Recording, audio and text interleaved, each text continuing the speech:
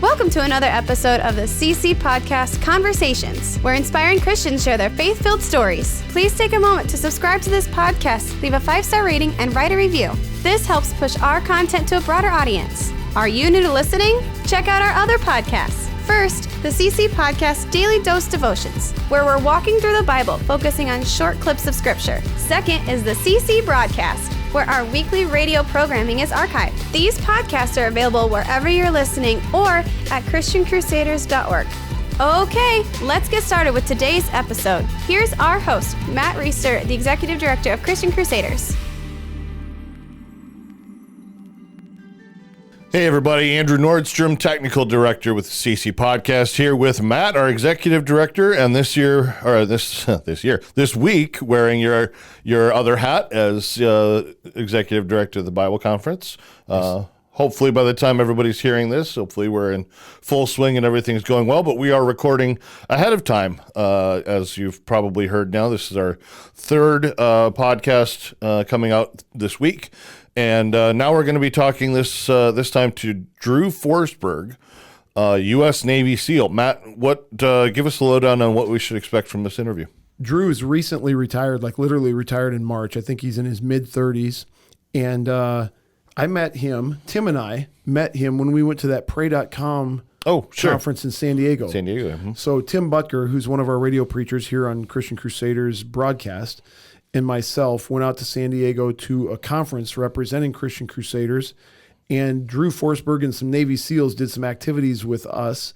And he didn't make you like tow a log through the ocean, surf, and all we had to do was go underwater and tie a knot, but that was enough. I mean, goodness gracious, scary stuff. But Drew and I just kind of hit it off. I learned pretty quickly that he's a very solid believer, and he is wanting to, he lives in Hawaii.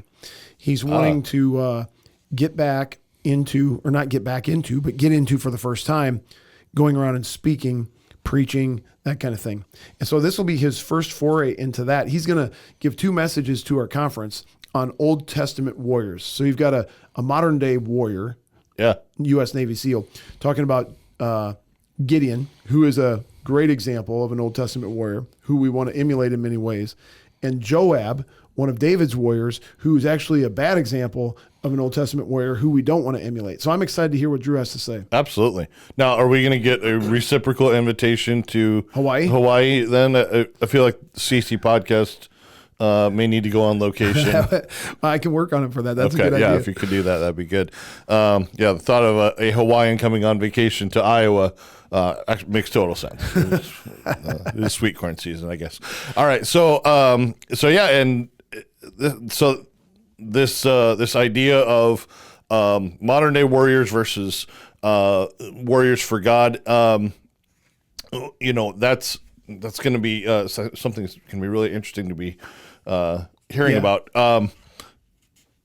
The Q&A is going to be not maybe about that. Really what I want the Q&A to be is, what is it like to be a Christian U.S. Navy SEAL? I mean, these are the baddest dudes on the planet. Yeah. I asked him straight up if he's ever killed anyone. He has not. Really? Wow. Okay. Which I assumed every Navy SEAL would kill people. Kind of what I had too, but I guess, I mean, okay.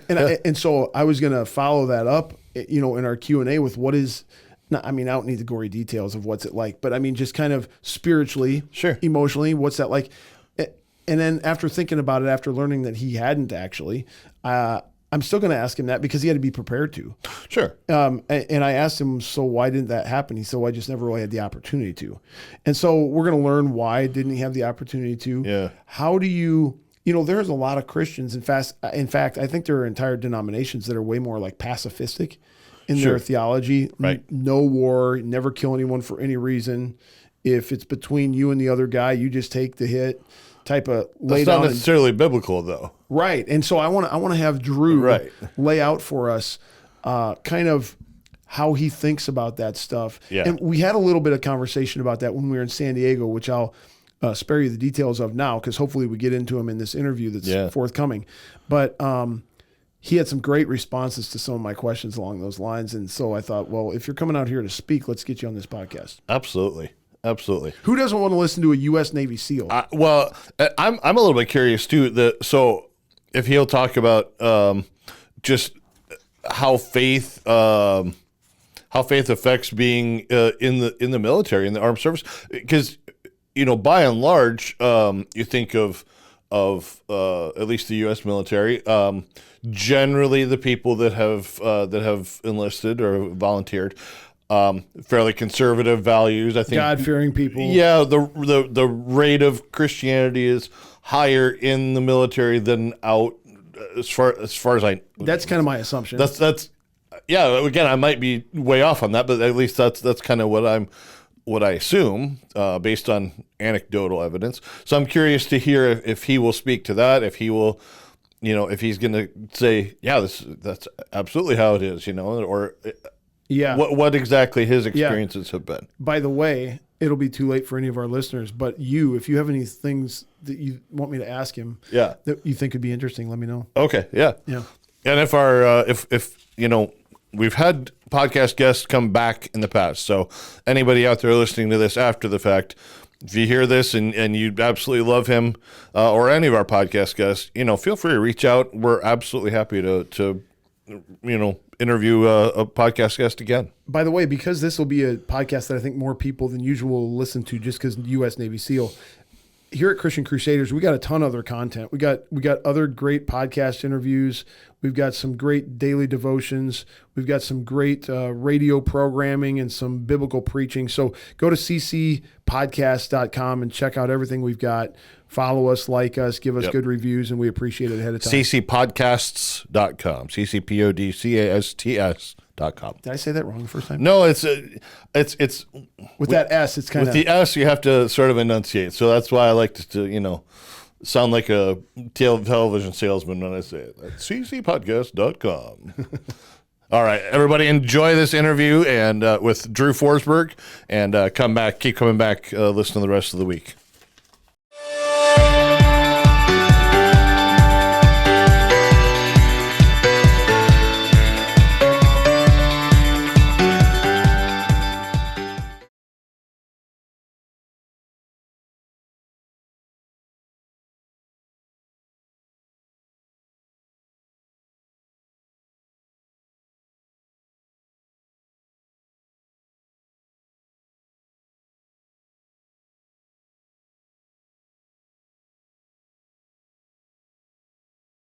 So, Drew Forsberg, thanks for coming back out.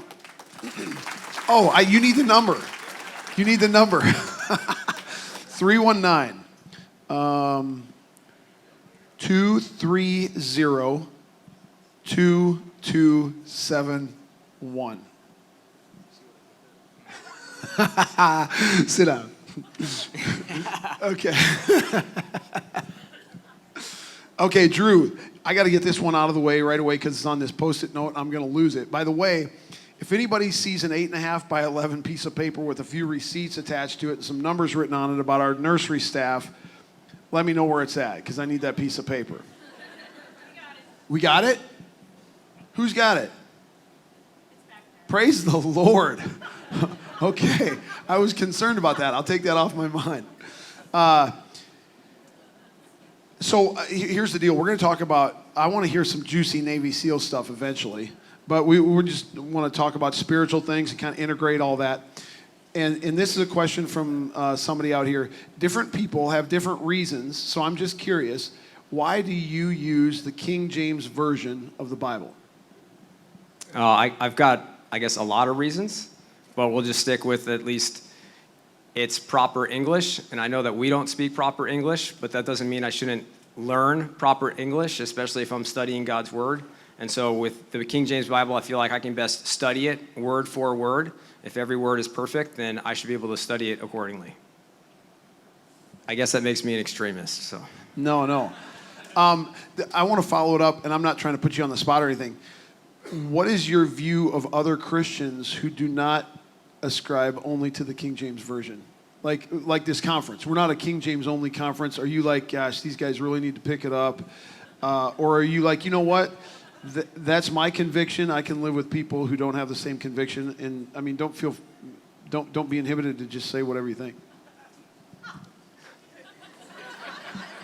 It really put me on the spot, didn't he? Yeah. I'm grateful anyone's reading anything that's relating to the Word of God. And so if I think that, let's just say I take a complete extreme position, hypothetically, that the King James Version is superior to all others. Okay, let's just say I believe that. Well, it's certainly better that some people are reading other versions, better than some sort of magazine or whatever else, right? Or even a commentary. It's closer to the truth than something else is. So praise God that they're reading it, and I'm not going to begrudge anybody for reading something. Mm-hmm. You're more charitable toward those of us that aren't King James only than I am toward people who are Message Bible people, because I can't stand the Message. And we won't get into that right now, but it is what it is. It's actually not a translation. It's a paraphrase, if you didn't know that. Okay. Questions. I'm going between a bunch of different things. Sorry.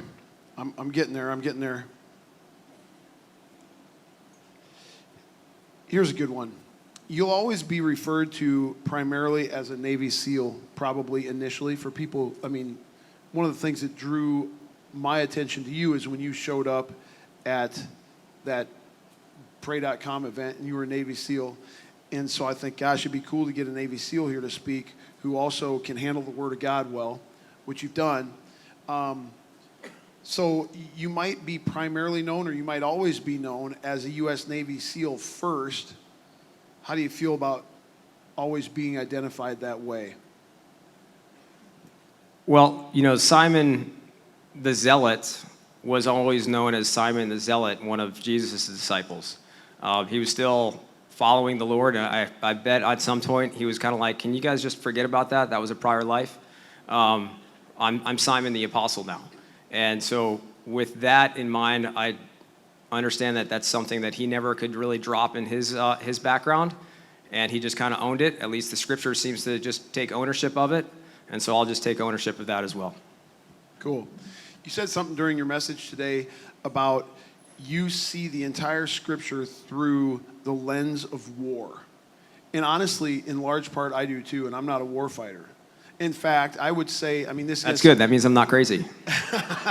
I'm not a big I've never served in the military. I wear a lot of camo from time to time. I haven't done a lot of hunting. I'm not opposed to hunting. I'd love to do more hunting. In fact, if you can get me an elk tag out in Colorado, anyone, I'd entertain that. But the reason I wear camo is to remind myself that I'm at war all the time. I'm day to day, 24 hours a day, I am at war. And there are a lot of people who don't like that, a lot of Christians who don't like to think that way. It's a little violent, it's a little abrasive, whatever it is. Explain more about what you mean when you say you see all of Scripture through the lens of war. And what would you say to somebody who says, well, slow down a little bit, let's not be too extreme in that direction? Okay, well, I mentioned, Genesis chapter 3. There's an assault by Satan who is ruining God's creation. And then at the end of the chapter, God institutes an angel with a sword to defend that garden that they're kicked out of. And so, therefore, we're seeing warfare instituted by God right away. And then at the end of Revelation, what do we see? We see Jesus coming back to enact vengeance on a whole host of enemies. So from the beginning to the end, or at least at the beginning and in the end, there's tons of warfare. We've talked about the book of Judges and 1st and 2nd Samuel, and certainly the Old Testament is filled with all kinds of warfare. All right, well then when Jesus shows up on the scene, he's also involved in warfare to the point where he's casting out demons who are afraid of what? Of being tormented by him. So he's in a very much a spiritual warfare,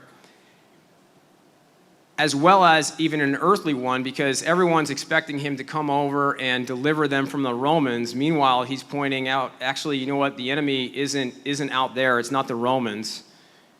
Yes, it's in here. It's sin inside, but actually the people that are keeping you from understanding that are right here, your own fellow countrymen, the Pharisees and Sadducees that are lying to you. That's the biggest enemy that Jesus was disputing with during his earthly ministry. So all of this, and then I even think about, all right, Paul, Paul talks about wrestling with powers and principalities. I wonder sometimes, like, was Paul an athlete? Why did he pick wrestling? Was he a wrestler? Was he an athlete because he talks about finishing his race? He's probably speaking from experience. So I think Paul was also a fighter. So without getting too much into all the different warfare fighting and wrestling involved in the Bible, that's why I think the Bible is very much a manual on war. All right. In our war, you mentioned this in Ephesians 6, our battle is not against flesh and blood, but it's against powers and principalities, spiritual forces of darkness in the heavenly realms. Yet, you guys are part of the most lethal training or military force in the world. And sometimes, even though our battle is not against flesh and blood, you have to deal with some flesh and blood. And so, how have you... You said something the other night or the other morning in one of your messages, and it was just kind of off the cuff, like something about, some assignment is boring and you don't get to shoot people in the face. That could be taken as this guy's just a bloodthirsty warmonger who just wants to go after flesh and blood, not recognizing that primarily our battle is in spiritual realms. But talk about how you, as a warfighter, have reconciled some of that. You follow me? I think so. One of the things I'm sure lots of people fast forward to is like, all right, well, what about Jesus, right? And loving your enemies. Okay, well, there's a context still to keep in mind. Remember, there's these Roman soldiers that also get saved, both in the Gospels and in Acts. And I don't see any point, are they told to quit their jobs and stop being warfighters. Like they had a job to do, and no one ever told them to stop. John the Baptist told them to do violence to no man, meaning like don't be a bully out there. But nevertheless, none of them were to stop being warfighters. And now if we back that up all the way through the Old Testament, we see Jesus showing up before Joshua is about to go burn an entire city and leave nothing alive, burn everything to the ground, nothing that breathes. So going back to this, like, all right, there's a way to wage war, and generally speaking, that's completely in line with us and when we're defending our country against our enemies. There's a way to treat enemies of your country. Now, I think Jesus is very specific when he's also talking about your personal enemies and praying for those who persecute you. That's completely separate from enemies on a battlefield that are afflicting your countrymen. Is that fair? Yeah. And in general, talk more about, I remember one of the conversations we had out in San Diego. We got seated next to each other for dinner one night, and I just jumped right in. And there might be people in this room, there are segments of Christianity that are more pacifistic. I was going to name a general group, but I'm not going to because I might be wrong. But what do you say to those people that say Jesus would never want us to kill another person? Jesus would never want us to engage in war. God's not about that. And I'm going to throw in there also this. That might have been the God of the Old Testament, but it certainly doesn't seem like the God of the New Testament. And you said something really poignant to me in response to that. And if you don't say it now, I'll remind you, but I want you to just answer that. I'm pretty sure I probably pointed out how Jesus comes back in the book of Revelation to kill a whole bunch of people, literally. Yeah. So talk more about So people that are kind of like convinced that Jesus is some sort of pacifist, I'm going to challenge them right away and say, well, what about this when he enacts vengeance on his enemies? Now, I get it. Like, vengeance is mine, saith the Lord. Okay, it's his vengeance, but he is going to execute vengeance. He is going to kill people. So therefore, Jesus is not some limp-wristed hippie pacifist. And then, what about the Sermon on the Mount? And like we just said, bless those that persecute you. Okay. Well, let's think about this one in Matthew chapter 5 in the Sermon on the Mount, where Jesus says, if somebody hits you on the right cheek, turn to him the other. All right. So I'm gonna have you stand up. Is that all right? Now, this doesn't really feel fair with Matt being so incredibly much taller.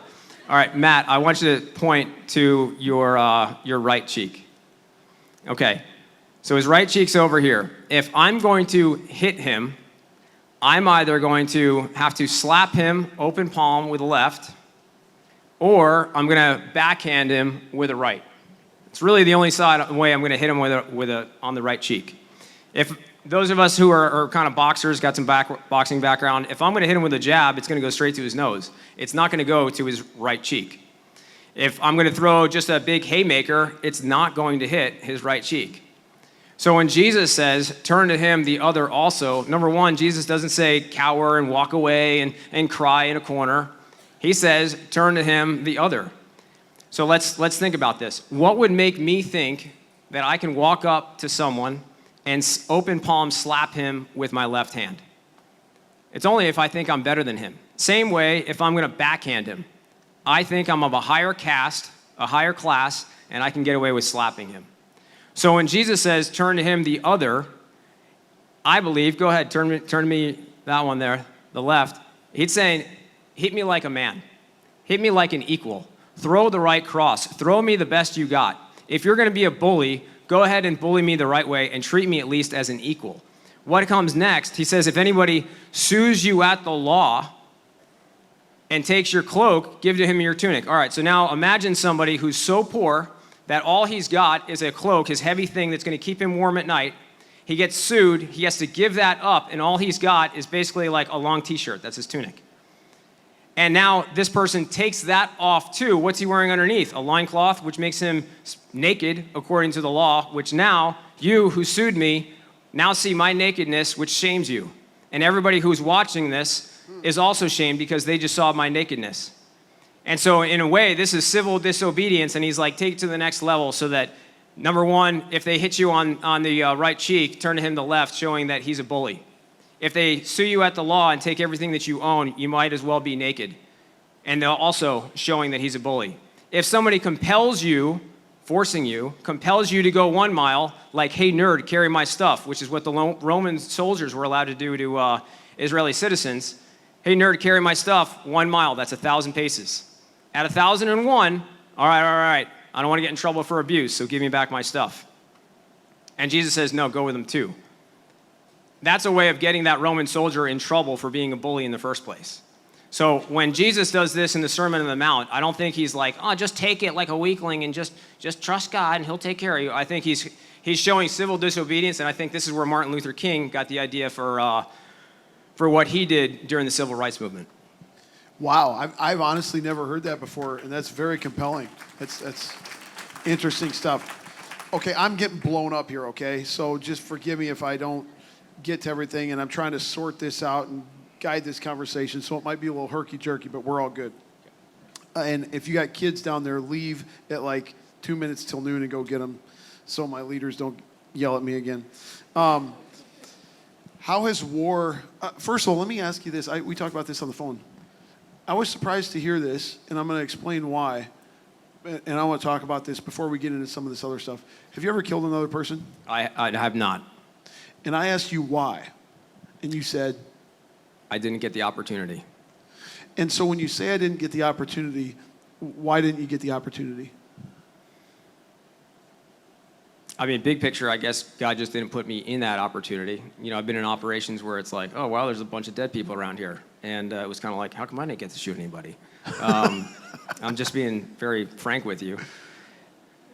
And so at now, looking all these years back, like, how come I didn't get that opportunity? I don't know. The Lord just didn't want to put me in that position, I guess. And when you say it the way that you said that, it's obvious that if the opportunity had presented itself, you would have taken the opportunity. Sure, absolutely. Yeah. And so you've been in situations where people died. You've been in combat. You've been in active stuff flying or knives getting thrown or something. Sure. Yeah, okay. So the reason I want to cover, I just assumed, he told me in the back there's about 3,000 active Navy SEALs. And that's way more than I thought. Anyone else think that's a lot more than you thought? I thought it was a lot fewer than that, not to make you sound less elite. So what are those, how many of those 3,000 people, in your estimation, do you think have killed someone? Not many. With the wars dwindling down, not many people have left. And the way that the whole enterprise works with the SEAL teams, you've really only got about 100 what we call operators at that platoon level that I discussed. 100 operators that are going to be sent on missions at any given team. And there's about 10 teams, so you're talking about maybe 1,000 operators, give or take.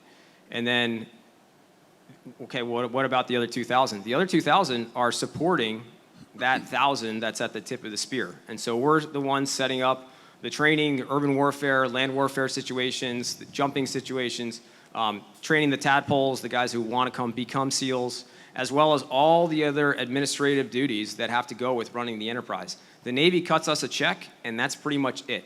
We run the entire enterprise. And so even, I'm going to divert a little bit, when guys get out, one of the parts we want to make sure that everyone is educated on is that guys don't just sign up for the SEAL teams and just go shoot guns, blow things up, and jump out of airplanes. We run the entire enterprise. And if guys do more than 2 platoons, they're helping run that enterprise. Like I said, they give us a check. We've got to hire and fire civilians. We've got to run budgets. We do schedules. Who gets those bullets that show up to the range? We do. Who gets those planes to show up so that our guys can jump out of them? We do. And everybody wants to just come in and do platoons. We all do, but nevertheless, after 2 of them, it's usually like, hey, sorry, bud, everybody wants to do another platoon, but somebody else has to step offline and train and make sure that that platoon can get the training that they need. And that's kind of unique to the SEAL teams compared to my other special operations brethren. They don't have those dedicated trainers like we do. And on one hand, we could argue which one works better. I think we get a better trained force out of it. But at the end of the day, we have less operators going down range to do missions than some of the other operations groups. By the way, somebody just texted, thanks for your service, so I can knock that one off. Thank you. Right, And I think we'd all agree with that. Nice. So I had a conversation, and I don't want to make it sound like every Navy SEAL is the same. They're not. I had a conversation with Navy SEAL several years ago. I don't think this guy in particular was a believer. I'm going to tell you what he told me, part of our conversation. I want to get your response to this, because it opened my eyes to something I was shocked by, actually. And it was obvious to me that he was comfortable talking about what he had seen and done, which was a lot of killing, tip of the spear type stuff. And I said to him, the first time that you take a human life, is that a difficult thing? Like, I would just think that that's like a heavy thing. You have to process it emotionally or psychologically or something like that. What's that like? And he's kind of this wiry, crazy guy. And he's like, he kind of cut me off and he said, are you kidding me? He said, do you understand who they send us to take care of? He said, I have no problem killing those guys. And he said, in fact, since I've been out of the SEALs, the hardest thing for me has not been not being around the brotherhood. It has not been the regiment and the schedule and all the stuff that comes with it. He said, the hardest thing for me is to go to bed at night and know that there's evil people on the planet who need to be killed, and I can't be part of that anymore. Is that something you think would be widely held by a lot of SEALs? Just react to that.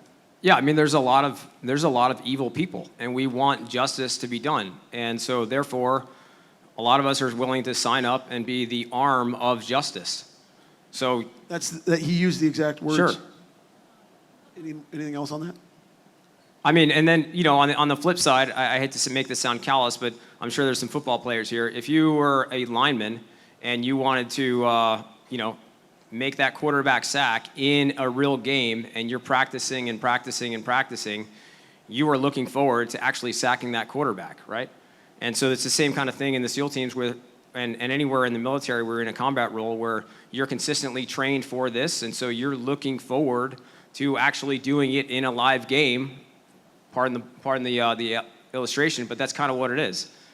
And if we wanted to really put our tinfoil hats on, maybe we could talk about what were these wars even for in the first place? Were we just fighting the Hunger Games? But nevertheless, you practice so much, that's exactly the end state that you want to get at. But there's this other secondary effect of there's some really evil people out there, and they need to go away. And if God wants to use me as the arm of justice, then I'll happily be that. Yeah. So here's a question. How has war given you perspective into the value of life? Do you value the lives of innocent people more than the lives of evil people? how has risking your life affected the way you view the value of your own life? That was a lot of questions. I'm going to focus on all the innocent people, because yes, there's a broad spectrum of people that have died in these wars over the last couple decades, where there's on one end of the spectrum very evil people who absolutely needed God's justice, and he used the U.S. military or other militaries to do so, and that's fantastic. There's the other side of wars where there's collateral damage, where innocent people have died, where it was like collateral damage. We dropped the bomb on a building. We didn't mean for kids to die, but they did. Whoops. But then there's also a whole lot more in that spectrum. So one step off of that collateral damage, there's also good shot, bad kill, meaning you had every right to take that shot. That guy showed every reason for him to have been shot. Turns out he wasn't actually that bad. And then, all right, one more step away from the extreme of absolute evil person who needs to die to somebody who's really, as they see it, they're just fighting for their country and their community, and they just don't want Americans there in their country anymore, and they're sick of it. All right, so in that case, now we're almost kind of getting into like a Hunger Games scenario where they got to win and push us out, and we got to win and push them down. And so that's the kind of reflection that I've had to have over these last couple of years, especially of man, there's a whole lot of people between that evil person who absolutely needed to go and that collateral damage and all those other people in between of that died in these wars. Have you ever been scared in the line of duty? Scared in the line of duty? No, we've had some sketchy situations, but I remember one time we were doing this rescue operation in Africa, and our planes, we were in these Ospreys. They're kind of like a modified helicopter that also goes into airplane mode. And we had gotten super shot up on our way to approach this area where we were going to evacuate a bunch of Americans. And so we had to fly off target, and all these Ospreys were on fire and smoking and all these other things. And we couldn't turn back and go back to home base because that was 3 hours away. The closest thing that we had was at the other end of Africa, which was another 90 minutes. And, there's smoke, and there was really nothing we could do. We couldn't land in Africa, because if we did, then we're not really sure what to do with these planes, and they're still flying, so let's just keep flying them, even though they're smoking and on fire. Nobody in my bird had any casualties. No one in the third bird had any casualties, but in the first bird, there were casualties. And People died, or people who were injured?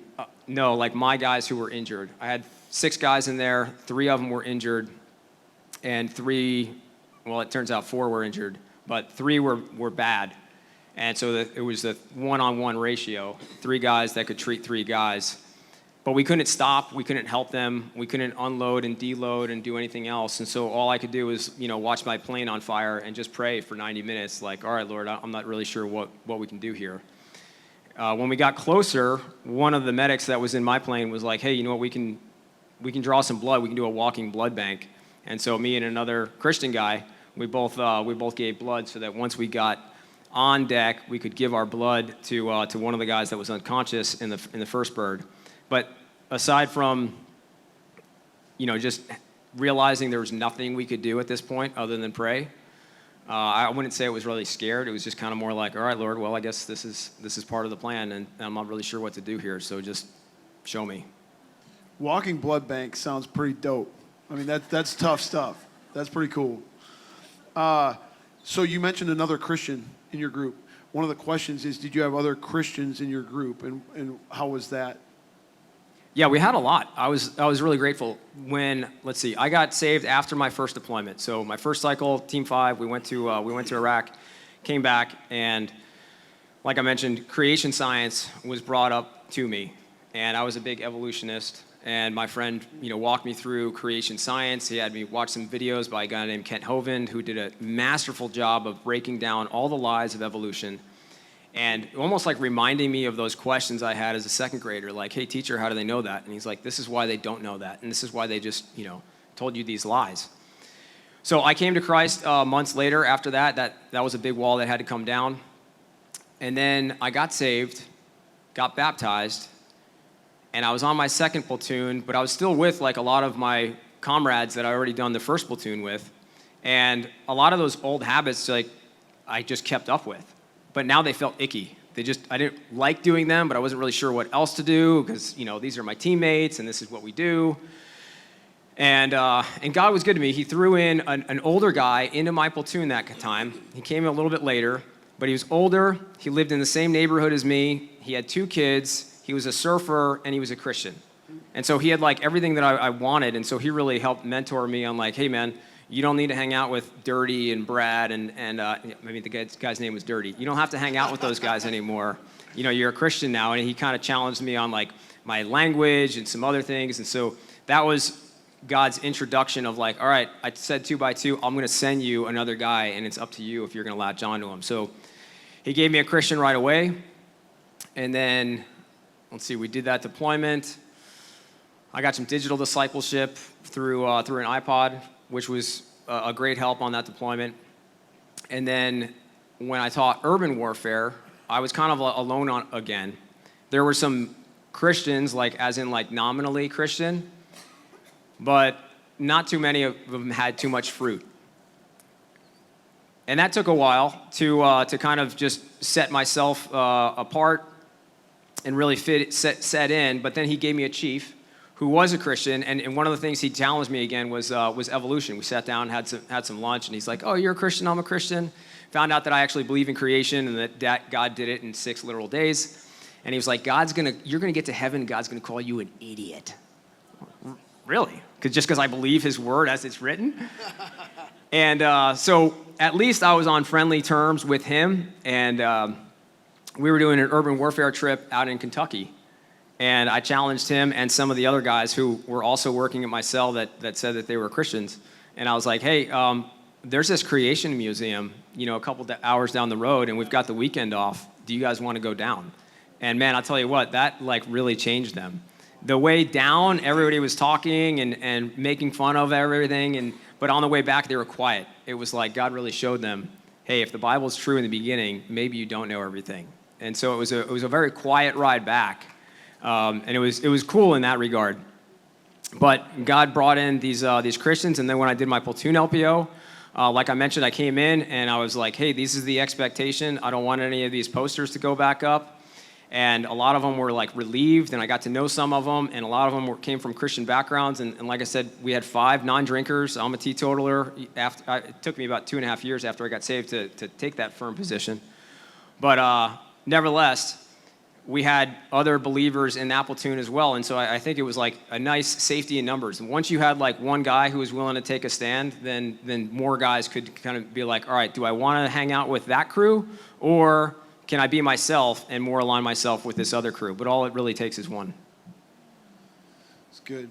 It's 11:53, so parents, just heads up, if you need to go ahead, no problem, come back, come and go as you please. We're not going to officially shut this down at noon or anything like that. You kind of talked about drinking and swearing, and in what other ways was your second deployment, for example, different than your first deployment because you were a Christian? But maybe in terms of just even your outlook about what you were doing, or your outlook about war, or your outlook about human life. Did any of that change, or was it pretty much intact? Well, a whole lot of things were changing. After I got done with my first deployment and got saved and baptized, and I was going to a church, we still had all that training to do. So I was rarely ever able to even get to a Sunday service because we were gone all the time. And so thankfully I had that mentor to kind of like do quasi-Bible studies through our workup and cycle. And then on deployment, now I'm in the southern Philippines with only 4 other SEALs. So we weren't with a full platoon. They had to disaggregate us into the different islands and work with the partner forces there. So I was the only Christian believer on my little tiny island. And then I got picked for this terrible mission. I had to go pick on a Filipino Navy ship and be the American advisor for some of their operations. So again, this is all like big picture strategy stuff. They didn't want Americans being directly involved with this hunt for their terrorists, but we could be indirectly involved. And so I was being sent on this boat to advise them of this stuff. Had to eat, all the Filipino food. We had goat intestine soup. We had just awful. That was definitely the worst one. I had the MREs too, the meals ready to eat, but I was like, no, I don't know what's in those things. I'd rather just eat the goat intestine soup, which tasted like wet dog, by the way, and I didn't get too far on that one. But before I got embarked on that mission, I get out to the ship, and they sent over another American who was big on like the radio. So we had to go get all my radios set up. And as we're talking and chatting, he found out that I was a Christian. I was a new Christian. And so he's like, hey, let me see your iPod. This is in 2006. I had one of those big iPod bricks. And so he plugged it into his computer and gave me some Christian music as well as some Christian, Bible studies. One was a guy named Chip Ingram, which really gave some great practical tips for Christian living. And then another was David Jeremiah, who gave a really good in-depth Bible study on Revelation. If you're learning Revelation, you're learning about the rest of the Bible. So I had these two modes of digital discipleship now for really the rest of my deployment, and it really helped kind of reframe, okay, what is this Christian walk supposed to look like in the SEAL teams? Cool. Just broad categories that I eventually want to touch on, but we're going to kind of scatter around a little bit. I want to touch on your family. I want to touch on your training, SEAL training, Hell Week, that kind of stuff. There's something else I want to touch on here. But let's talk about your moment. You gave a great talk about the moment before the moment, just like Gideon had a moment before the moment. And your moment was tearing down these smut posters and kind of standing up for your convictions in that setting. And it stretched you and it challenged you. Anybody who doesn't know what I'm talking about, you can listen to his message from yesterday, Thursday morning at 9:30. And that was preparing you for your big moment, which was to sue the Navy over the vaccine mandate. Natalie, do you have that video ready? We're just going to watch this video. And I don't know, I think because it's linked on Fox News, we might have to watch the ads before the video. But it's chill, and hopefully we can all hear this. And then we'll ask Drew some questions about that.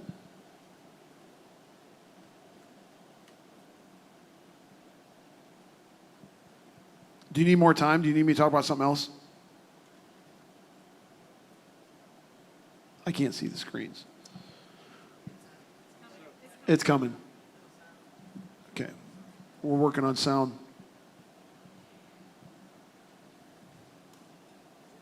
COVID vaccine mandate scoring a major win this week in court following a years-long legal battle. Those who were forced out over the mandate will now have their career records corrected and religious accommodations respected. Our next guest is part of that lawsuit. He did not take the vaccine, instead opting to retire after facing hostility from leadership. Last Friday now morning, is retired Navy SEAL warrant officer Drew Forsberg and senior counsel at the First Liberty Institute, Danielle Runyon.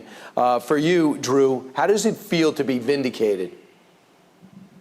It feels fantastic. This all started for me when 9/11 happened. I was taking a break from college, and I walked in the recruiter's office a week later and told him I wanted to serve my country.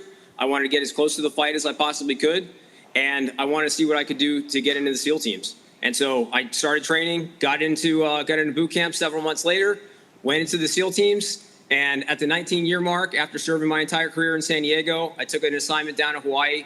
6 months later, I'm faced with this vaccine mandate, which I knew was completely unlawful, completely unconstitutional, and I had to risk it all at the 19-and-a-half-year mark. But thanks to First Liberty, we got vindicated. I was able to retire at the 22-year mark with an honorable discharge. Well, that's good, but it's not right.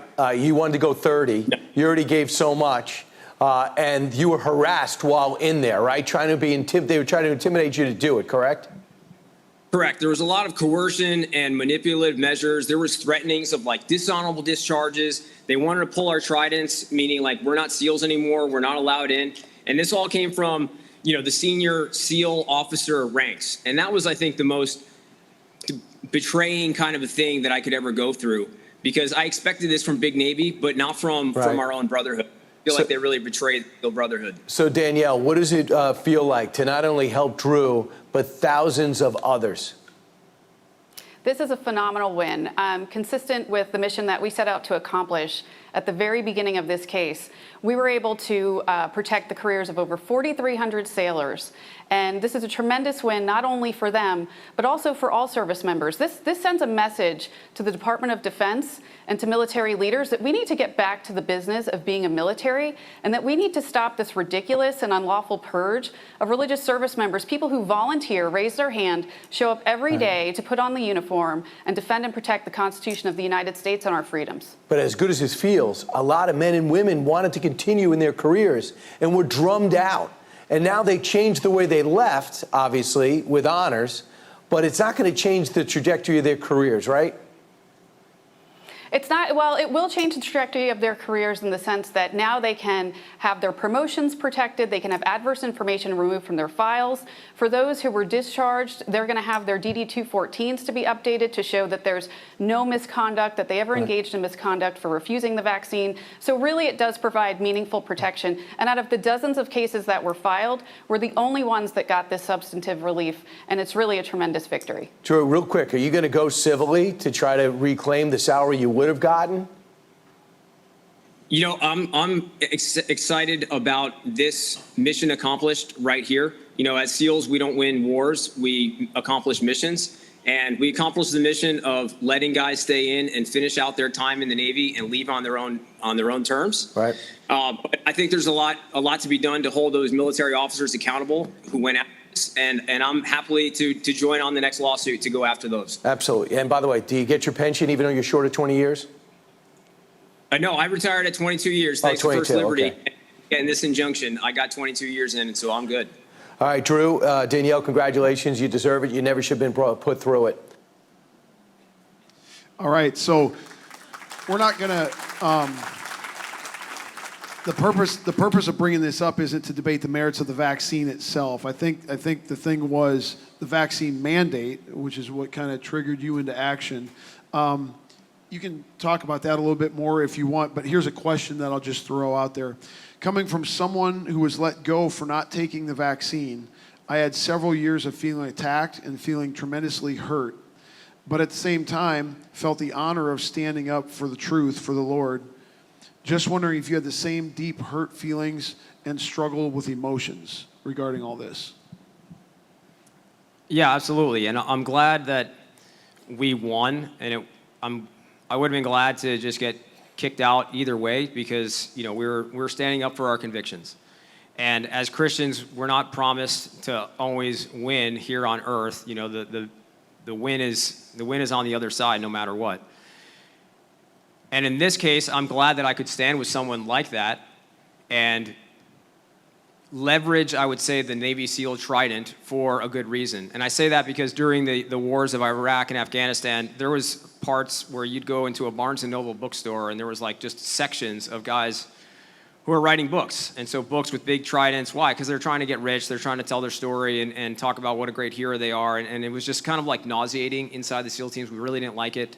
And there was a big kind of pushback, like, please stop broadcasting the Navy SEAL Trident out there. It makes us look like not silent professionals. And I completely agree with that. Nobody wants for it to be monetized. But now it was like, all right, well, now we're leveraging it for the right reason. And so we were one of the first lawsuits to gain any kind of traction.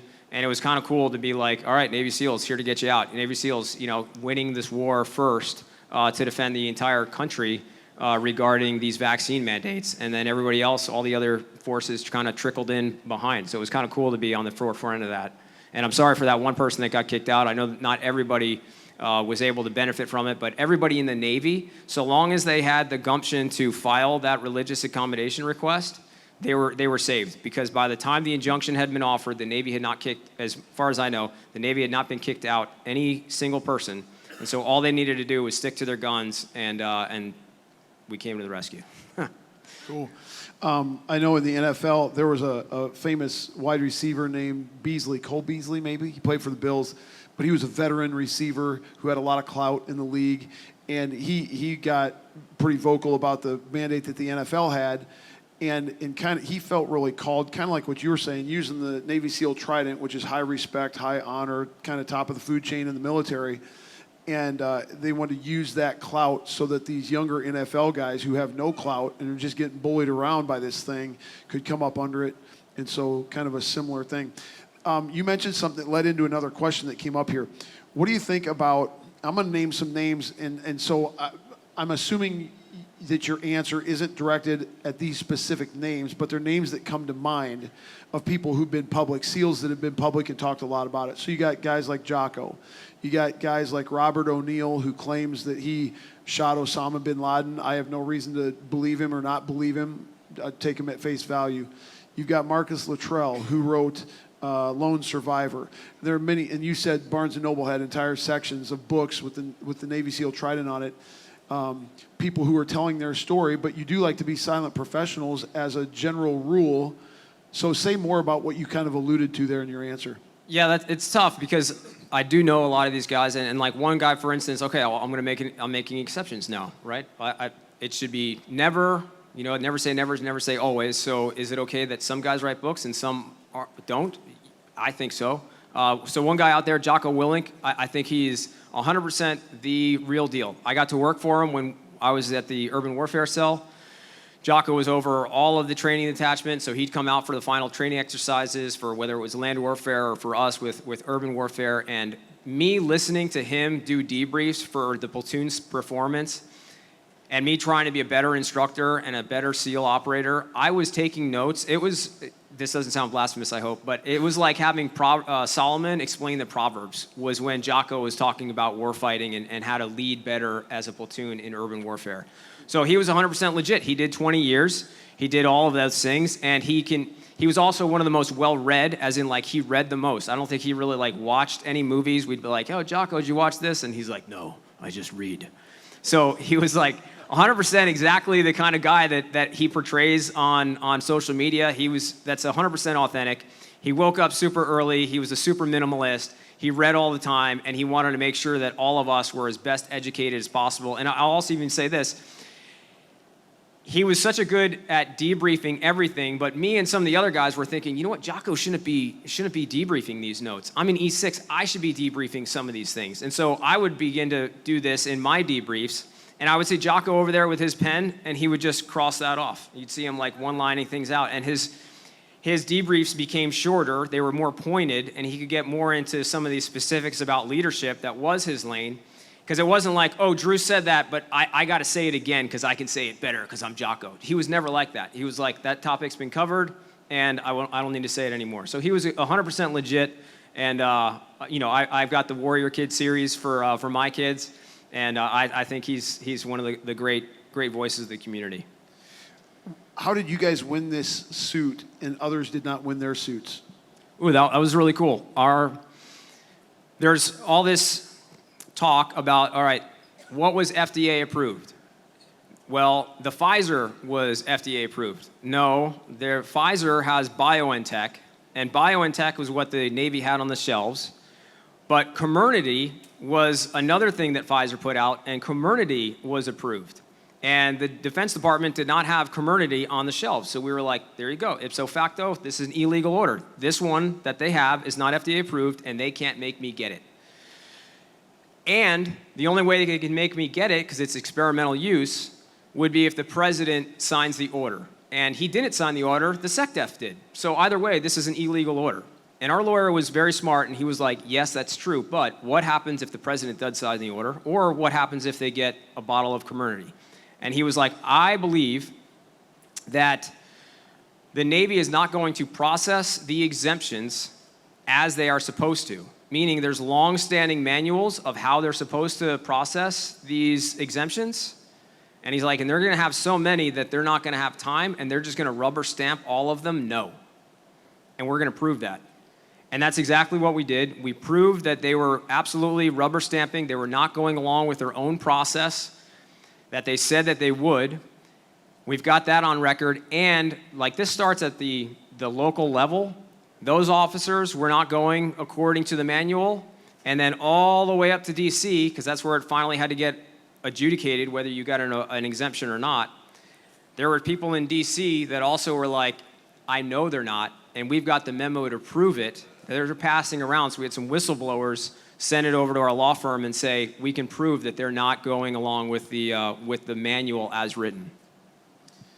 So this raises a bunch of questions about how much we can trust the military, how much we can trust our government, and I want to kind of go into some of that a little bit, okay? But to back up and get into it, you said that you responded to 9/11 by going in and signing up, and you wanted to be part of the SEAL teams. I think it might be self-evident what the motivation was there, but just explain that motivation in more detail when you originally went and signed up and wanted to be in the SEALs. Yeah, so I grew up in a very small town out on the eastern end of Long Island. No stoplights. It's a very small beach town, and my family were all fishermen. My grandfather really spearheaded this family business of taking out commercial charter boats to go out fishing, and then he turned it into a party boat business, meaning like instead of you, me, and 4 friends chartering the whole boat, everybody who goes out can pay $30 tomorrow morning, and this boat's going out fishing for striped bass. And so he's got this whole industry out there. It's about 6 boats, but we're like middle class because we have to wait for the rich city people to come out in the summertime, spend their money, and then we squirrel away as much as we can to kind of get us through winter, and that's kind of the cycle. So we're kind of like a normal working regular family, and while my grandfather and my father and uncles like never really served in the military, they made me very patriotic, and I knew that we lived in the greatest country on earth. And so when 9/11 happened, I was on the family ferry to go to a surf location at another island, and we watched the towers fall, me, my brother, and younger cousin, who I smuggled out of school and put him on the family ferry. So we saw all this happen, and I just realized, all right, I was 20 years old at the time. I'm an able-bodied American male. We've been attacked. I need to go serve my country. So I had that conviction, and so that's why, a week later I walked in the recruiter's office, and I just thought, again, able-bodied American male, I should get as close to the fight as I possibly could. There's plenty of other people that, can still get into the military and serve those other roles. I want to do, get as close as I possibly could. You weren't a Christian then. And so as you look back on that, God is sovereign over all this, whether you're a Christian or not. But as you look back on that, do you think anything about your being a Christian now, if you had been a Christian then, would have changed your perspective on that? Or do you think you'd have gone and signed up anyway? I think I would have signed up anyway because while I was not a Christian, I was a believer in God. So I grew up quasi-Catholic, and obviously I wasn't saved, but I did understand that God was all-powerful, all-knowing, and everywhere.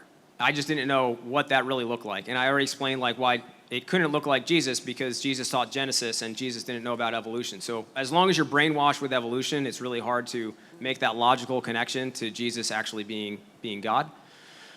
But nevertheless, I did know some things, and I knew that God was up above and knew who I was, and he had a purpose for me. So a week later, when I'm driving to the recruiter's office, I cried out to God, Lord, I think this is crazy. I don't really understand why I'm signing up, but I feel like it's the right thing to do, and this just feels really odd. And again, this is not a military town at all, and boom, I run into traffic, and I'm behind a truck, and the bumper sticker says, "Protect Freedom, U.S. Navy." And I was like, well, that's weird. And I have the meeting with the recruiter, and I told him, hey, I saw this Charlie Sheen movie when I was a kid, and I really would like to do the SEAL teams if I can. And he's like, that's fine. We can totally make that happen. And I'm like, all right.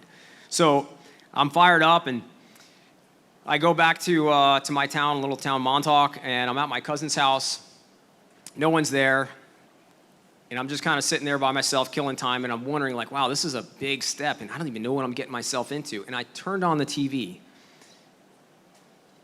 I didn't turn the channel. I just hit the power button, and there was a 20-minute infomercial about the Navy SEALs. I've never seen it before. I've never seen it since. But I was like, tripping out.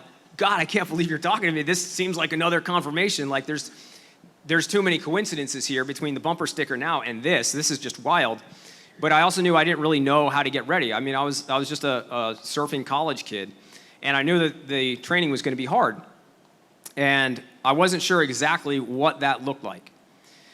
Well, my dad was running a construction company, and he gets this random phone call, and the guy's like, "Hey, my name is Vince. I'm just looking for directions out to your hotel for we're part of the SEAL screening guys." And he's like, "What? No, wrong number. This is a construction company.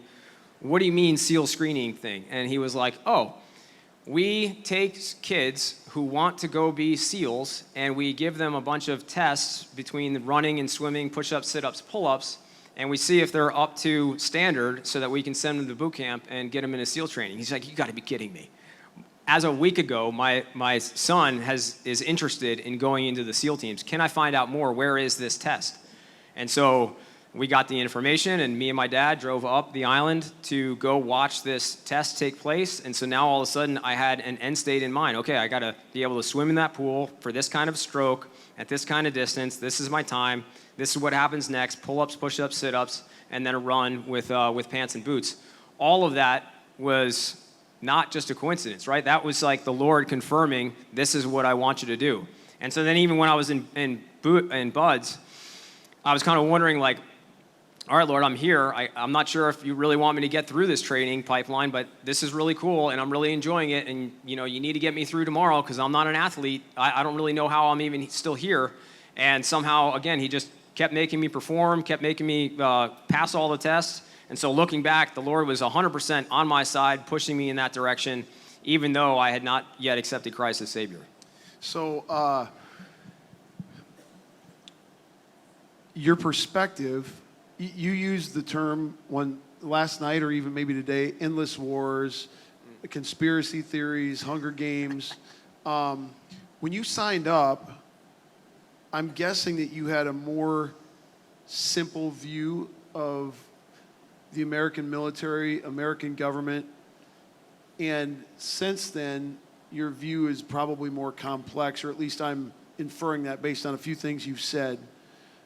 Talk about that, and then I'll probably have some follow-up questions. Sure. When I signed up, obviously, I'm very much an idealist. I'm a young 20-year-old who wants to go serve my country. I know we've been attacked, and so therefore, the most logical way to go defend that country that's been attacked is to go into the military.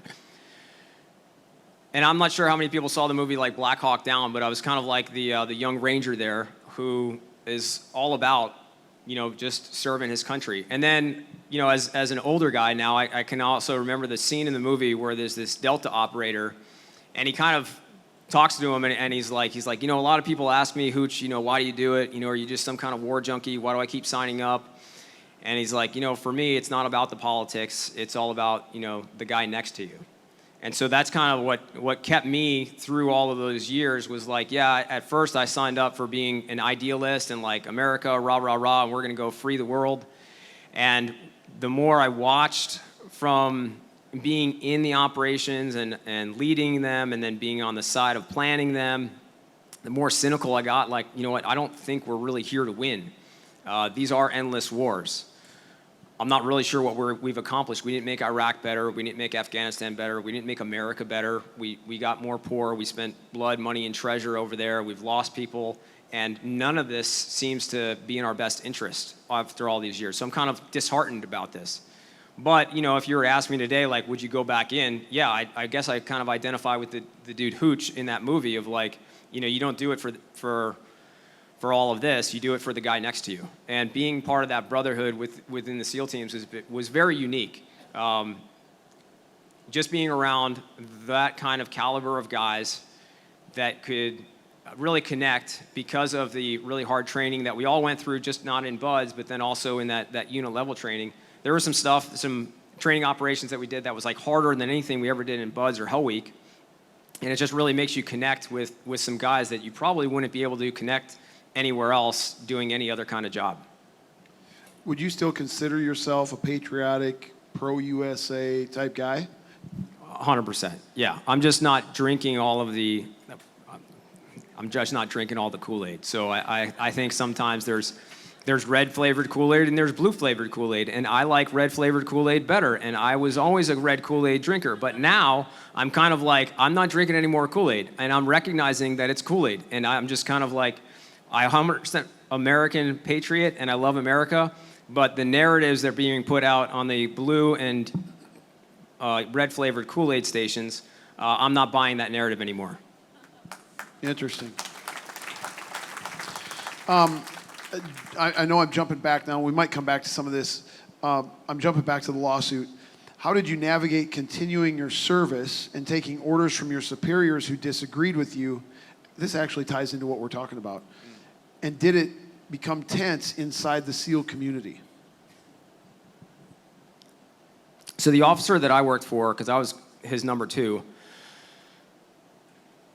when he told me he wasn't going to give me a religious exemption, that he had to deny that, and it wasn't a two-way conversation like the manual says it's supposed to be done. He just told me, like, hey, this is the reason, and I can't back you up.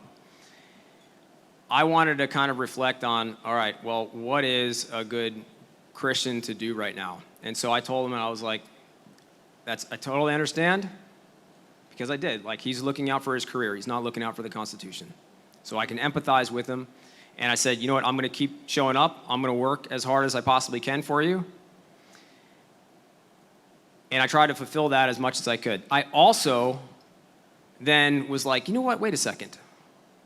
I need to reflect on a moment, because after I left his office and told him that I was going to continue working for him, I read his reason for not giving me or backing me up for a religious exemption. And I thought, all right, well, I do need to play some cards here. I need to play, kind of some warfighting tactics out on the lawfare battlefield, the legal battlefield. And I was like, you know what, according to this letter that he just wrote, I'm more of a liability than I am an asset. So long as I'm unvaccinated, I am a liability to the office and to getting the training mission done. All right, let's play that card. I put in 30 days of leave, meaning vacation time. I've got 60 days on the books, and I'm going to put in 30 days leave now. And I got a phone call like, whoa, hey, Drew, what do you mean you need 30 days vacation? That's kind of a lot, and I wasn't expecting this. And I'm like, well, according to your letter, I'm more of a liability than I am an asset to you. So if that's true, I'll just give you the space, and I'll leave. And I'll at least take 30 days vacation before the Navy kicks me out anyway. I don't want to lose these days. And he was like, I kind of need you around the office. Oh, you need me around. Well, I guess we know who owns all the cards now, don't we? I didn't say that, but I was just like, check. And he was like, when I said, well, according to your letter, and he was like, all right, you're right. I'll give you as much time as you need to plan for your exit out of the Navy. So I took advantage of a bunch of different transition programs and started showing up to work only when work needed to be done, but I wasn't going to be like just showing up, just bright-eyed, bushy-tailed every day, all day, in order to advance my career and make myself look good. I was going to do the work that needed to be done, that he needed to be done, and fulfill my word there, but also look out for my family and look out for what I had to do next, which was plan for my transition. So a little tense, but still able to follow commands. Yeah, it was nice because, in Hawaii, where we were, they passed a law, or not a law. They threw another mandate out there, which is not a law. I had my kids trained very well. Some little 12-year-old Karen girl was like telling my 8-year-old, "Oh, you need to wear a mask," and she's like, "No, I don't." And she's like, "Well, it's the law." She said, "No, it's not a law. It's a mandate. There's a difference." So anyway, one of the mandates was you got to wear a mask all the time, and you have to be vaccinated in order to go to a restaurant, and so we got to be second-class citizens in the state. And we had some other guys in the office who, full-on got jabbed or whatever, but they were like, well, that's messed up. We shouldn't be treating Americans like second-class citizens because of this. And so we would have these office discussions, and so when my boss would come into the office, I made sure to get just a little bit, turn up the decibels just a little bit to make sure he heard, and made sure we finished the conversation before I turned to him and be like, "Hey, what do you need, sir?" So you kind of just at least have to stand there and hear, that this is 100% wrong. Yeah, love it. DEI, diversity, equity, and inclusion. This is another, I think, blemish on the military's record, not unlike the vaccine mandate, which unfortunately causes people to question an institution or the institutions that many of us would otherwise have great respect for, the United States military. This is a question from the crowd, how long will it take to rebuild the U.S. military after DEI? It depends on how bad this DEI gets. It is bad, and I know the recruiting numbers are terrible, but like, we have these elitist officers, the most senior officers especially, that just don't want to see it. So for instance, the admiral of all of the SEAL teams, he was asked during the vaccine mandate when guys were leaving in droves, hey, sir, what are we going to be doing about this mass exodus? And he was like, I don't know what mass exodus you're talking about. The only guys leaving are the guys who shouldn't be here in the first place. Wow, that's pretty rough. And he's the same admiral who decided to give one of our worst performers a Navy Achievement Medal for deciding that he is a girl. Well, I mean, I can't believe this. Like, there's a Navy SEAL who said he's a woman while active duty, and that admiral wanted to make sure that guy got a Navy Achievement Medal. So the wokeism has completely infected the entire military. Now, our admiral, not mine anymore, the admiral now in charge of the SEAL teams seems to be a pretty savvy guy, but nevertheless, the rest of the military is still inundated with all of this DEI and woke stuff. And the recruitment numbers are also showing it. So we've got guys coming out in droves. I don't want to be here. This is not what I signed up for. I'm out. And we don't have good American, hardworking people from Iowa who are like, you know what, my dad was in the Army infantry, and I'm going to go serve because also my grandfather, and so was my grandfather, because they look at it now, and they're like, I don't want to serve in that. And so now for the first time, the Army and the rest of the services can't depend on America's most patriotic people filling their ranks. Why? Because they've gone woke. And those purple-haired kids aren't signing up to serve in the military either, especially not for infantry. So now we're kind of at a deficit, I think, in the military. The numbers prove it, that they're not hitting their recruitment goals. And I think it's a direct reflection from all the DEI and wokeism. Any adverse reactions to the vaccine from any of your SEAL team people? Yeah, one of the guys that I was with who was all about it. He was all about making sure, he was all about guys getting it. Well, when he retired, he had like blood pressure that was skyrocketing that he's never seen before. Another older gentleman that worked with us was always complaining about this lymph node that now swelled up to the size of a golf ball. Another guy I worked with came down with a rash that has never gone away. One guy I was just talking to the other day on the phone, he said that he's gotten myocarditis and a blood clot in his leg because he got it.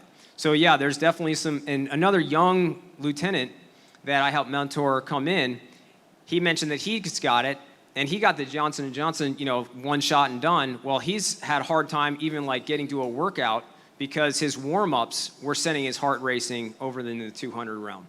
So yeah, there's definitely been a lot of vaccine injuries for our guys. Back to the surface here. This is a great question.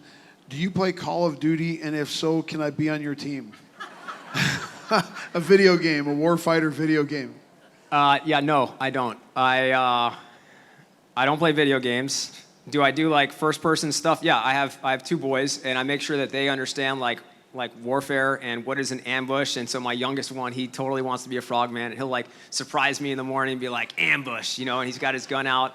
And I'll also teach him like, okay, how do you pan a door? How can you tell if there's a threat? How do you make sure that you're not exposing your shoulder so that he doesn't see you before you see him? And so we play a lot of these first-person games with Nerf guns, but not actual video games. I'm kind of grateful that I never got addicted to video games. There was always lots of other things that have distracted me. Surfing is a big one. Jiu-jitsu is another one. I would say get off the video games and go into a jiu-jitsu gym, because it's kind of like a real live video game. You're kind of like, okay, he just moved here, and if I grab his leg here, oh, he just moved. Okay, now, so you're in total first-person reaction mode without any kind of major risks, as in like, okay, he won, tap, tap, and we restart. Kind of like, okay, you died in your first-person shooter game, and hit the restart button. So I would say go wrestle, go do some jiu-jitsu, and get tapped out and restart, and it's a more productive use of our time. All right. Natalie, you got that picture? So we're going to talk about training a little bit. And the picture that she is showing is, I'm going to show Drew what this picture is. Is it up there yet? Okay. This picture. What's going on right there? Okay, all right, so that's me down on the pool, watching Matt come down and tie an expert square knot, right over left, left over right, underwater on a breath hold. What were you guys doing there with us? We just got a little bit of exposure to underwater training at the Pray.com thing. Yeah, I think there was a lot just to kind of make sure people understood what their body can do. I mean, there's a lot of guys. All right, so typically in the SEAL teams, we have a very broad, diverse spectrum from all over the country that sign up. And one of the guys I was talking to the other day, a lot of them come from a wrestling background. And so Iowa is a great place to get wrestlers who are tough and can make it through that tough, gritty training.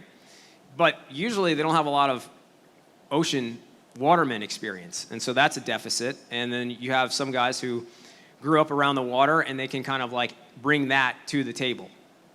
And so we need to make sure that the corn-fed Iowa boys also get very comfortable under the water. And so you learn about breathing techniques and how to like oxygenate your blood and to just stay calm and complete your task underneath the water. And so we kind of gave these guys a little bit of a taste of that with the underwater knot tying. And I remember one of the big things was like, you think you're going to die, but you're fine. Like you can go a lot further. You can hold your breath longer than you think you can, and just kind of trying to psychologically. I mean, we did this for 2 hours. It was no big deal. Yeah. But yeah, that's true. I mean, like when you're chicken necking, I don't know if anybody's tried to hold their breath recently, but when you're about like, and you're like, oh, this is so uncomfortable, you're really only about halfway there. Like you can go, whatever it's been, if it's been 30 seconds, it's been 2 minutes, you can go another side of that time before you actually black out. So you've got a whole lot more in the tank, more than you realize, because you're like, I'm gonna die, I'm chicken necking. Oh.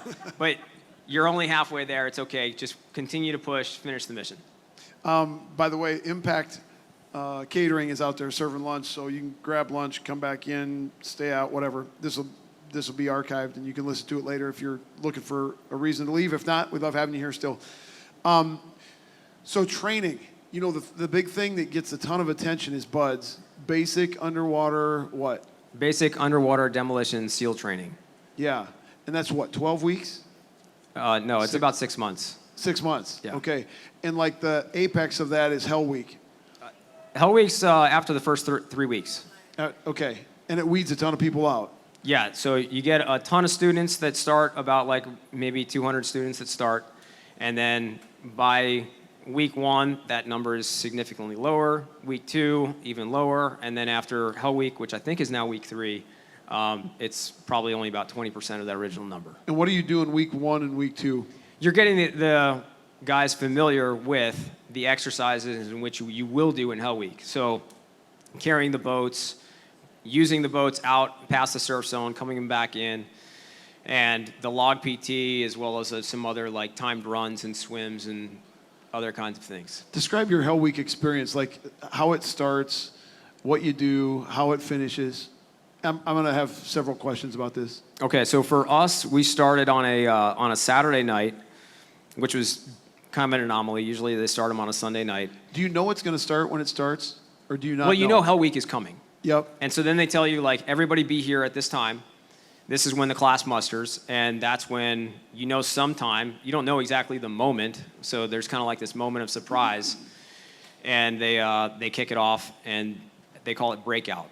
And breakout of Hell Week is like, there's a bunch of sirens and loud noises and smoke bombs and fire hoses and all kinds of things. And kind of like a controlled chaos. And they want you to stick with your boat crew, and you're kind of running around. And then the rest of the week starts, and they'll get you out on the beach. I know for me, most of the times Hell Week starts at night. And you're now grabbing your boats, these little rubber boats carried by about 6 or 7 people, and you run with them and bring them everywhere. And so they'll usually kick it off with a really nice long, like 7-mile run of you carrying boats and carrying them, and like, okay, now go out to the water, and then paddle them over to here and then paddle them back in where you see the lights and all of these kinds of things. And then, all right, it looks like they're tired now. You know what we should do? We should put them back into the water, leave the boats on shore, lock arms, go into the water, take seats, and that's called surf torture. So they'll make sure that you're in the surf, nice, long, cold, and they don't usually pull anybody out until you're right about the hypothermic mark. That's like day 2? That's all like day 1. And it's like that on repeat for the next 5 days. So I was in a scenario where I got to talk to a guy who used to be like the head of the 7th Fleet. So that's everything from, I think, Hawaii over to the Persian Gulf. Yep. In the entire U.S. Navy. And I said to him, these Navy SEALs get a lot of glory. And you guys are just these schmoes, you know, like Admiral of the 7th Fleet, who cares? Do you think that the SEALs deserve the glory they get, or do you think it's undeserved? And he said, and you have to give me the term, at the end of Hell Week, when they finally shut it down, they usually bring some high-up guy to come and, like, shake everyone's hand, and what's that called? There's, like a brief little ceremony on the beach or something, like Hell Week's over, and then he, like, not commissions them, but whatever's them. I forget what the term is. But, yeah, that's exactly right. They do finish up with somebody coming out to shake your hands. And so he said he was asked to do that, and he was prepped by these guys who were going to take him out to, you know, finish Hell Week for these SEALs. And they prepped him, and they said, now, these guys have no idea this is going to end right now. They don't really even know what day it is. And we've been leading them to believe that they've still got, like, at least another day left. But it's going to end. And so they're sitting on the other side of this sand berm or the beach or something like that. They're prepping this guy. And so they ring this bell, or they end it, or something ends Hell Week. And it's evident to everybody, and they just start, like, kind of losing it, because this has been such a difficult experience.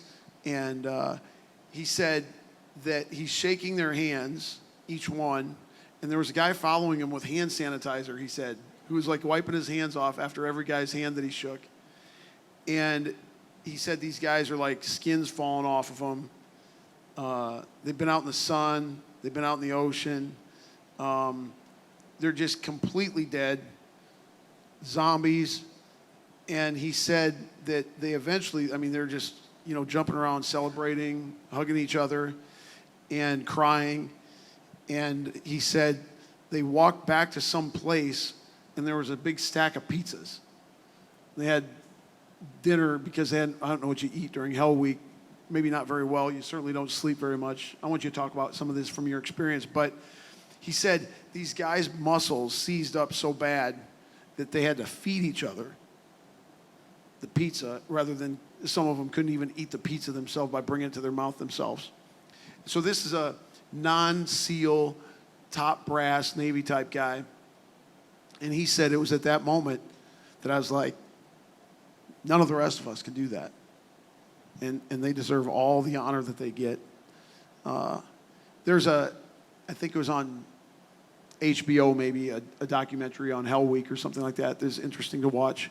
But tell more about your Hell Week experience. Yeah, from my Hell Week experience, it was, like I mentioned, just on repeat, carry the boats, carry the logs, get in the water, carry the boats, carry the logs. It's incredibly challenging. And I remember after the first night, we're sitting down to have our little dinner break, because they do feed you regularly, because they can't expect you to just continue to do all these hard exercises without food. So a big difference between, like, us and, like, Ranger School is Rangers pretty much have to do it all without food. We have a lot more physical activity, but we feed the machine. But at first, when you're feeding the machine, all you're allowed to eat are cold MREs. The meal's ready to eat, and they're gross. And so I remember, like, eating my beef stew cold, and they had an instructor come over with a big megaphone. And we already made it through the first night, and we're about to start the second night. And he's like, all right, who wants to quit? And I just ignore him. And he's like, what? Nobody wants to quit? Okay, well, let me tell you what we're going to do tonight. And at that point, like, my ears just shut off, and, like, I don't really care what he's going to say. And then all of a sudden, I look up and I see a line of guys at the bell, and it's like ding, ding, ding, ding. At first, when I heard all the ding, dinging, I was like, what's going on over there? And I saw the ding, dinging and a line of guys that were ringing out, meaning that's how they quit. You ring the bell 3 times, and then you leave. And later, after Hell Week, somebody was like, do you remember when instructor so-and-so came over and said, who's going to quit? And I was like, no, what did he say? Because obviously it worked. I'm glad I tuned it out. And he's like, well, okay, nobody wants to quit. Let me tell you what we're going to do tonight. We're going to grab the boats. We're going to run 7 miles up the beach. And then we're going to grab the logs. And then we're going to run back 7 miles this night. And then we're going to put the logs in the boats and carry them up the beach. And apparently that was enough for everyone to be like, I'm out of here. And it was grueling that night. I do remember carrying the boats all that way, and then I do remember carrying logs all that way, and then I remember doing what they call tacos with the log in the boat, and it makes the boat fold over, and you got to carry that all the way, and it was incredibly long. It was a long night. It was cold, but that's kind of all that I remember of it. But you go through that whole week, and at the end, I remember I was kind of, being a surfer, I was kind of like disappointed that there weren't very big waves that whole week. But on the last day of Hell Week, the surf jacked up like 6 feet. So it's like cranking right now. And even me, I'm like super tired. You're raw because you're wet the entire time and it's sandy. So you got like raw spots all over you. And we're getting towards the end. And you kind of know that Hell Week's about to end. You kind of know. And so we're getting back to where the base is. But you're just not sure, like, okay, when? Is it going to be an hour from now, 2 hours from now, 5 minutes from now? We're just not sure. But we know this is the last day. But they do try to kind of get in your head and be like, it's only Thursday, it's not Friday. Well, I don't know what you guys are slowing down for. So they're trying to get in your head. But I remember the surf like cranking all of a sudden. And they were like, all right, put the boats down. One more time for surf passage. And I remember like being excited, like, yes, we get to go kind of like play in the surf because I wanted to experience at least some large surf for Hell Week. And then one more time in the surf, and then they rang the siren, called us back in, and we could shake the commanding officer's hand. But that whole week was like that, replay. I remember, for me personally, the hardest part was running with the boat on my head. There was one night where it just felt like my neck was going to break, and I was thinking to myself, all right, if I just take one step to the left, if I let go of the handle, take one step out to the right, then all of this will end, and I don't have to worry about my neck anymore. And then it kind of occurred to me like, yeah, but if I do, then I'm probably going to be one of those guys who like goes out to the Navy, comes back 2 years later, and then I'm going to be in the same spot that I'm at right now. So I might as well just push through it. And one of the instructors that I really admired prior to Hell Week, he said, hey, if things get weird out there, just try to think, I need to make it 5 more minutes. And so I thought about that, and I was like, all right, let's just give it 5 minutes and see what happens. So 5 more minutes with the boat on my head. The boats were now down, and we were getting in the cold water. They had this other drill where they put you on a steel pier. It's really cold and make you freezing cold. I'd rather be freezing cold than run around with the boat on my head. And if you talk to most team guys, that's what we call ourselves. It's like a 50-50 split. Which one was harder, running with the boat on your head or getting in the cold water? And the guys with like super high metabolism that are super shredded, they hated the cold water. For me, I'll take the cold water any day, but that boat on the head was awful. And which is, I'll probably get too far into it, but when guys are like, hey, they're letting women come in. And I'm like, I don't think a woman's ever going to get through because of boats on heads. And it's just going to break their body down. And you're just genetically not designed to withstand that kind of physical punishment. You weren't a Christian then, right? No. So you're not really drawn from any spiritual strength there. How do you imagine that it being different if you'd been a Christian? Well, I could draw on the fact that it was like God was very clearly directing me with these signs that I had. So I was like, all right, God, if you want me to get through this, then you're going to have to get me through it. So I just kind of continued on, relying on at least the little that I did know, which was God kept confirming that he wanted me there. What happens after Hell Week? If it's only 3 weeks into 6-month training, how many people are around at the beginning of Hell Week? How many people are around at the end of Hell Week? And then how many people make it through the entire 6 months? Yeah, so I think we finished with about 20 students that finished Hell Week. And then you also have guys who made it through maybe a Hell Week prior, but got hurt at the end of Hell Week. Like they were so physically damaged, they were like, okay, we're not going to let you continue with this class. We're going to pull you offline, let you recover, and then you'll catch up with the next class when they finish Hell Week. So our numbers swelled from about like 20 to maybe 35 or so. But then you need to finish BUD/S training, and the phase after this Hell Week phase, they call it first phase. After that is second phase, and that's where you learn how to do some diving. That's where you get to know the scuba tanks as well as the rebreathers and everything else. That's not the most fun phase. Most all of us hate it because you're cold and wet all day, doing 2 dives a day, and the last thing you want to do is get back in the water, but at least you don't have to touch those boats anymore. What's the most harrowing situation you were ever in? Was it that airplane situation you described, or is there another harrowing situation you were in? Yeah, I'd probably say it would be the airplane. What would be the second most?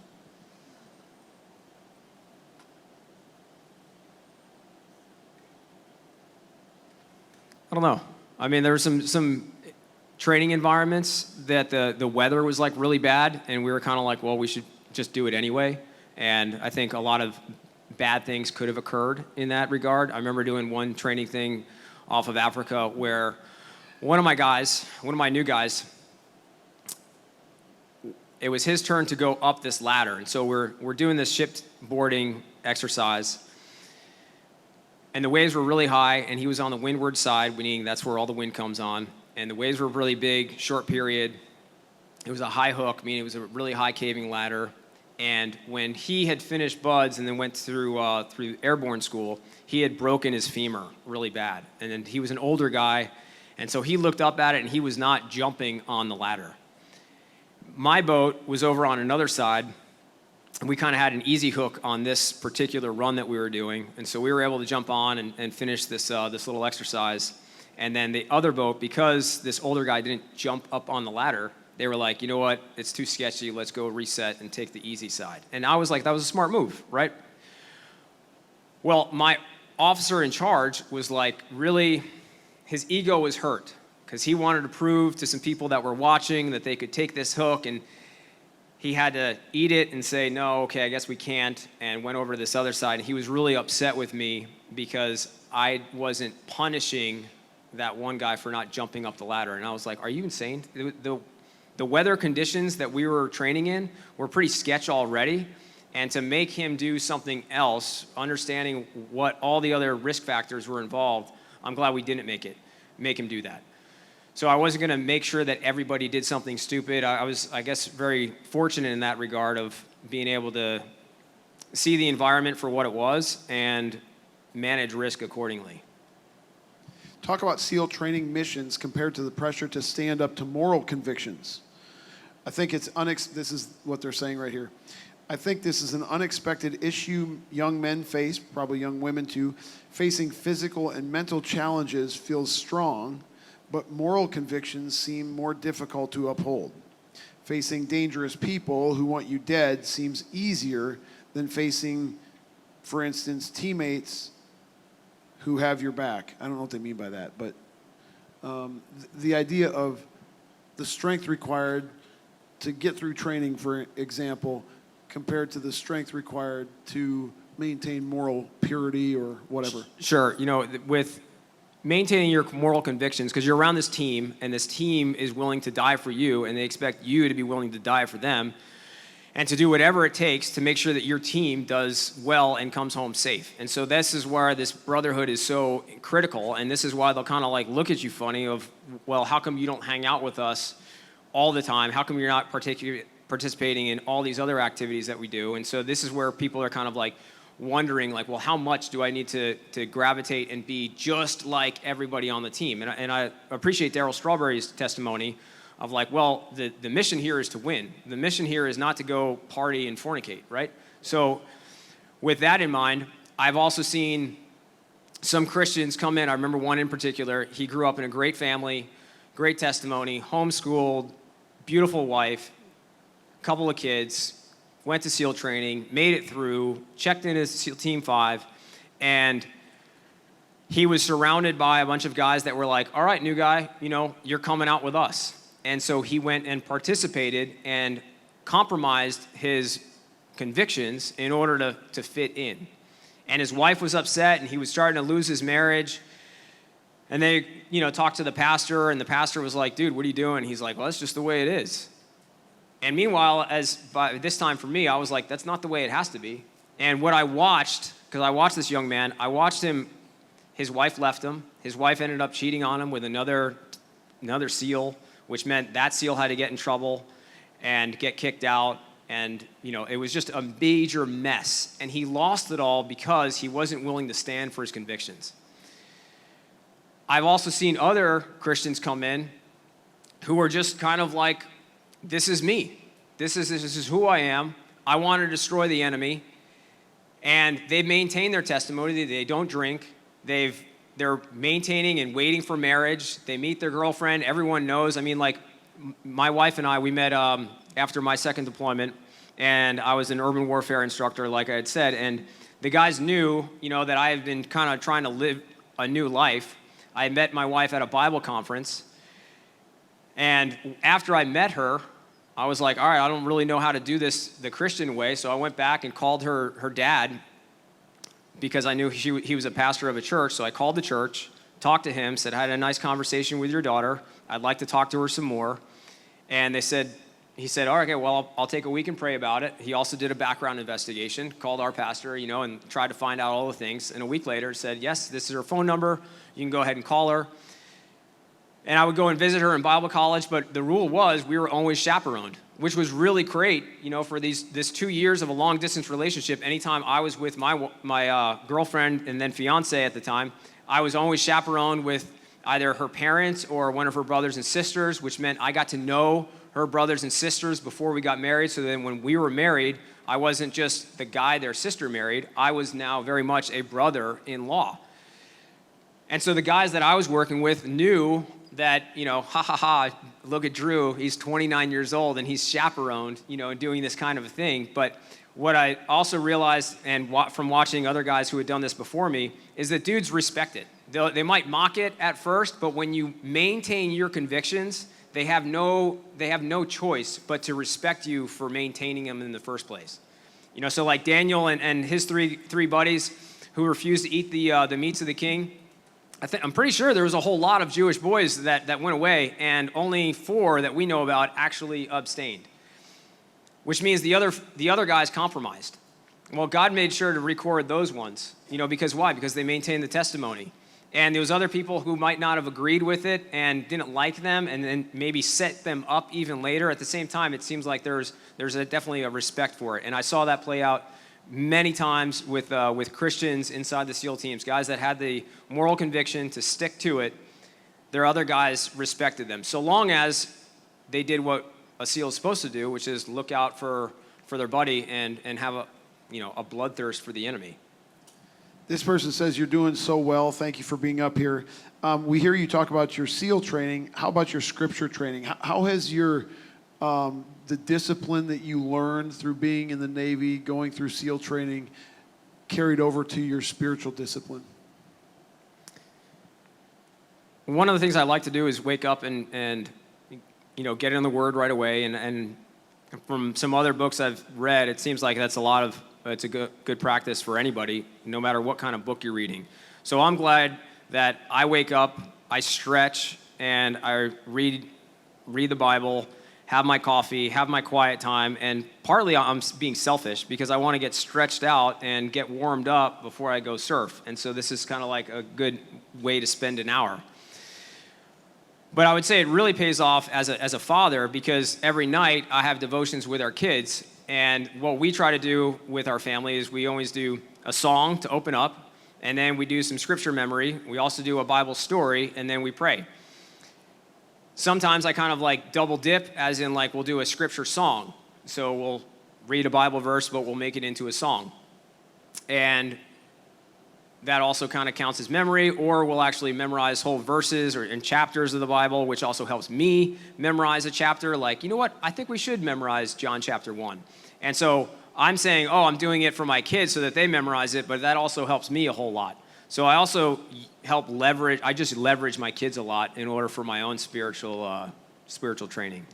This question is from me now. That's great. How do you, with that kind of structure, you're teetotaler, King James only, all this like devotion stuff, 4-step devotions every night, Total extremist. stretching Bible. How do you protect yourself not only from legalism in your own heart, but also from not promoting legalism? People look at you and go, if I'm going to be a Christian, I have to do exactly what Drew says and follow all these rules. Yeah, that's a good question. I think it always boils down to empathy. You know, Jesus was very empathetic. He knew that there was like one way and that these publicans needed help. And so, you know, you put yourself in their shoes. All right, so a publican, all right, well, he doesn't know any better, and he's got to make money, and it's a lucrative career, and so he's going to sit down with them. Inside the teams, it's kind of similar also, like, I get it. If I was lost, I would be doing the same thing. So I want to have empathy with what they're after and what they're trying to get accomplished. I'm not promoting it, but nevertheless, all right, I know they need a ride before they go party. I'll be your ride. I'll sit down and have dinner with you. I'll listen to everything that you want to say, but don't expect me to laugh at your dirty jokes. And so now we kind of get that respect between one another, where they kind of learn, like, all right, you know what, don't bother saying those in front of Drew. It doesn't seem to really rally him up. So just having, I guess, the empathy, as well as, you know, kind of like a Daniel approach. I remember working for a senior chief one time who was quite awful as far as like what we would say for sinners. And the other team guys didn't even like him. They were like, ugh, can't believe that guy. But I was his number 2 guy. And so I was like, you know what, Lord, I'm going to treat it, I want to be his Daniel. Like, he's Nebuchadnezzar, I'm Daniel. Nebuchadnezzar did some horrible things, but you know what? Daniel was always like right there. So much so that when Nebuchadnezzar's grandson took over, Daniel was like, you're not a king. Nebuchadnezzar, your grandpa, he was a king. And so even Daniel had that respect for someone as wicked as Nebuchadnezzar, and he served them faithfully, and I was like, I can do the same thing. So I'm going to have some empathy and understand of where they're really coming from. And again, if I was a sinner, I'd be in the same shoes. So I just want to glorify the Lord, and regardless of how extreme it might seem to them, I'm not extreme so long as I'm being empathetic. I don't want to be a Pharisee. Pharisees were never empathetic. The Sadducees were never empathetic. They always thought that they were above everybody else. I don't want to be above anybody else. I just want to understand where they're coming from and still live my life in according with my convictions. I think you've touched on this quite a bit, but somebody asked, what's it like raising kids in a military culture? When my wife and I got married, so she was living in Colorado, she moves out to San Diego, and there are like, you know, the Navy SEAL wife kind of like circles. And I was like, you know, you're not going to be part of that. And she was like, well, why not? And I'm like, well, we're going to fellowship with them. When we have events, we're going to always like show up early. We'll be there at the start of the party. And then we'll just leave when things get weird. And that always played out well. Why? Because it was like we showed face, we were there, we're part of the community, we're part of the team. Everyone smiled and we shook everyone's hand, and we know them by their first name, and we can have sober conversations with them. And then as there are a couple drinks in and things get weird, we can just pop ninja smoke and leave, and no one ever notices that we're gone, right? And no one will ever say, oh, they never come. We always come. You know, because you had the mental clarity when we were there, right? And you're less embarrassed because you never did anything embarrassing in front of us because we left before you did anything embarrassing. So that was a great way to like kind of like keep the rapport. And then for me and my wife, when she got to San Diego, all of our friends came from church. Her entire network was at our church. We had a great church, and we had a adult Sunday school class where it was all married couples, and most of them, because we're in San Diego, it's a military town, so there was a lot of military stuff going on, so we could fellowship with people that were in the very similar stage of life as us, and that was great for her, and as well as like once we started having kids, that's also where she was fellowshipping with other moms and with kids that were at our age. Advice for dads on how to be a better spiritual leader. You kind of touched on some of that already too, but go ahead. Yeah, leading devotions, I would say, was number one. When my wife and I came to a moment where I was like, I would like the kitchen to be clean when I wake up in the morning. And she was like, that's totally fair. Because I was kind of like, I'll just do the dishes now. And she's like, would you stop? Let's do that later. And we finally come to this agreement. She's like, all right, I will do the kitchen at night, every night, if you can put the kids to bed. And putting the kids to bed for us meant doing the devotions. So I'm also in charge of, pajamas and brushing the teeth. But then also we go and they have personal dad time where we're going to sing some songs and do some Bible stories, whether we're going to act it out or read it from the book or whatever it is. And then we're gonna pray. And sometimes like the prayer would be, we're all going to take turns praying. And then there was other times where I was like, you know what, I want to change it up a little bit. I want to pray for you because I want her to know what I'm praying for on her. And so we would just kind of constantly change it up, but it was always my role as dad, as spiritual leader of the home, to lead the devotions. And my wife would clean the kitchen, and that was like kind of like her personal quiet time. She'd listen to a podcast, and she would just kind of like get in her move. And meanwhile, the kids were out of her sight, not bothering her anymore. If they came out of the room, then that was like major failure on my part. She's kind of like, what are they still doing here? So that's what I would encourage all dads to do, is make sure that you are leading the family devotions. And that's what I would encourage it to look like.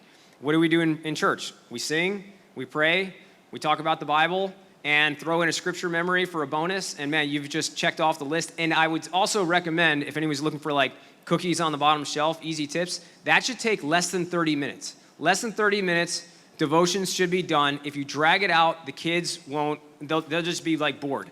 And if you make it too short and flippant, then it's not really that important. But at least doing that dad time for those 30 minutes, maybe down to 15, anywhere from 15 to 30, that's about the sweet spot that we found. A couple random dangling questions. I think you did any women SEALs? Any women made it through Hell Week?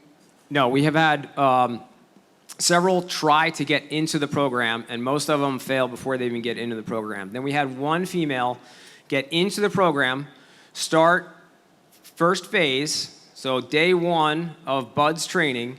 There's boats, there's logs, there's those kinds of things. It's not an easy day by any means. She made it through the first day. She quit at the end of the first day. And then she had to get like several surgeries, and she's been medically processed out of the Navy, and she will never be the same again. How do you honor your wife as a godly man? Why is that important to you? That's kind of a different kind of question. I wasn't really thinking about that. How do I honor my wife? I mean, she's my other half, right? She's the help meet for me. She's made perfectly for me, and so I want to make sure that I love her. I think somebody alluded to this love and respect kind of issue.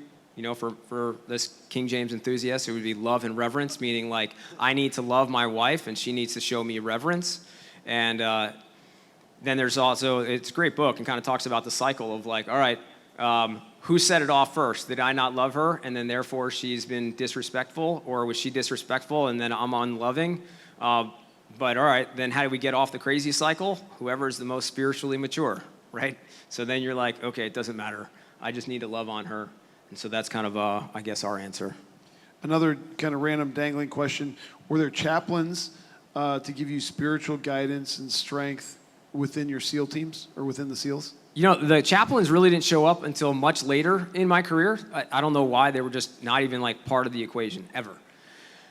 And then towards my more senior time, I met some really great chaplains. My last deployment in 2019, as a matter of fact, great guy, Christian Carlson, wrote a book. But he was out there in Iraq with me, and he was on fire, wanted to make sure that we had chaplain services every single week on Sundays. And then because he had some other commitments around at other deployment locations, and I was headquartered there inside of Western Iraq in 2019, he had me teach while he was gone. So he was one great chaplain. Then there were several others that I've been in touch with, especially one when I was in Hawaii, who helped me a whole lot with the whole vaccine mandate. He had already been jabbed, but he was very empathetic to my convictions. So there's been several in the last 10 years that have been very grateful. I've been very grateful to be connected with. What would you consider a really exciting mission, and what would you consider a really boring mission with the SEALs? An exciting mission would be doing something where we consider close quarter combat, which is, coming into a building, you've got clear rooms. It's a very complex scenario. It's complex problem solving. And so that's kind of like your most exciting thing, is to make sure that that target goes down clearly and perfectly. And when you want to do it completely silently, using nothing but lasers and hand motions and everything else. And so when you get to take down a problem like that, that's an exciting, good op.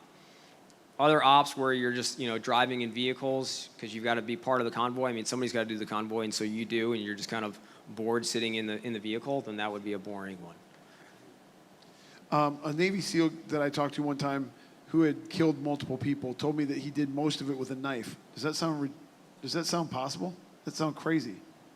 Yeah, that sounds far-fetched. Sounds like an anomaly for me. He might not have even been a Navy SEAL. He might have been lying to us. It could have been. I mean, and then I'll throw this in there, as cynical as it sounds. There was one guy who did kill ISIS on the battlefield with a knife, and then was arrested on 9/11 by the senior SEAL officers, and then stripped of his rights, and it was egregious what they did to him. So much so that, thankfully, through the power of social media, this guy's wife got on there and blasted it out to everybody, and everyone's like, wait a second, SEAL officers arrested a Navy SEAL for killing ISIS on the battlefield? Yes, indeed. And then it got the president's attention, and President Trump had to say, okay, stop, all of you senior officers, I don't know what you're doing, but please stop harassing this guy. And they were like, no, but he did this terrible thing. And it was kind of like, well, boil it down. What terrible thing did he do again? He killed ISIS on the battlefield with a knife. Oh, I don't really see the problem with that one. The problem was that it was just gruesome? The problem was that I guess he also had a picture of it, or they thought maybe he was medically hurt and he wasn't needing to be killed, and maybe he should have been administering first aid to this guy instead. So nevertheless, elitist officers who are not on the battlefield decided that this was a war crime and decided to have him arrested. Mm-hmm. That's all I got. I'm at the end of my list. Anything else you want to say to these folks? I just really appreciate everybody having me. This was kind of a cool new thing for me. Just retired, and it's all very new. So thanks for all your support. What do you want to do next? I mean, as you move into this post-retirement. Kind of like what somebody mentioned about trying to follow God's will. I'm just kind of seeing where He's leading. There's a lot of plates that I'm spinning, or irons in the fire, whatever kind of illustration you've got, and I'm kind of just waiting for the Lord to kind of show me, okay, this is where you're going to keep going. And so in the meantime, I'm doing something called edible landscaping. A friend of mine who's already very good at this, meaning how to use agroforestry and permaculture practices, the way that people have been using for thousands of years before the Industrial Revolution. How did they grow things effectively? And I think that's probably my biggest hobby right now, is I want to learn how to do that more in my own personal house. And as far as doing the business side of things, I want to help him grow his business so that it's kind of changes the whole way America does and sees their yard. I think it's almost like a waste. We grow lawns for no other purpose than mowing them. And all right, we're not feeding animals with them. We're not growing our own food. We get so comfortable that we're driving to the grocery store in order to buy all of our food, and we don't know who's been growing that and what it's been treated with and how it got shipped here, and not even to mention all the Bill Gates type stuff, right, and the genetically modified organisms. It's just so weird. And meanwhile, we have, at least most of us who have homes, have yards, and we're not even growing anything. And so that's kind of where I'd like to see America completely change, and if I can be part of that conversation, that'd be great. But that might be more on my son who loves farming and loves growing things. Maybe like David and Solomon, maybe that'll be more for him, and I'll help him set that up. So again, I'm just kind of seeing how the Lord leads. Drew, thanks for coming to Cedar Falls for a few days, and God bless you. Thanks. The CC Podcast is part of Christian Crusaders radio and internet ministry, started in 1936 and is one of America's longest-running radio ministries. We are 100% donor-funded, and donations to our ministry are 100% tax-deductible. So if you are encouraged, challenged, or inspired by today's conversation, please consider making a donation on our website, christiancrusaders.org, or mail a check to Christian Crusaders, 7401 University Avenue, Cedar Falls, Iowa, 50613. In addition to our other podcasts, which I mentioned at the front of this episode, I want to mention two of our other ministry partners worth checking out. First, the Cedar Falls Bible Conference, equipping believers with the truth of God's Word since 1922. Visit cedarfallsbibleconference.com for free access to previous conference content or for more information about upcoming events. Second is Power to Change Digital Strategies, an online ministry partnering volunteer Christian mentors with people around the world searching the internet for answers. If you or someone you know could benefit from an anonymous online conversation with a caring Christian adult, go to issuesiface.com. Or if you would like to be a volunteer Christian mentor, please visit p2cdigital.com. That's the letter P, the number 2, and the letter C, digital.com. See our episode notes for details and links, and remember to subscribe, leave a 5-star rating, and write a review. God's richest blessings to you, and thanks again for listening.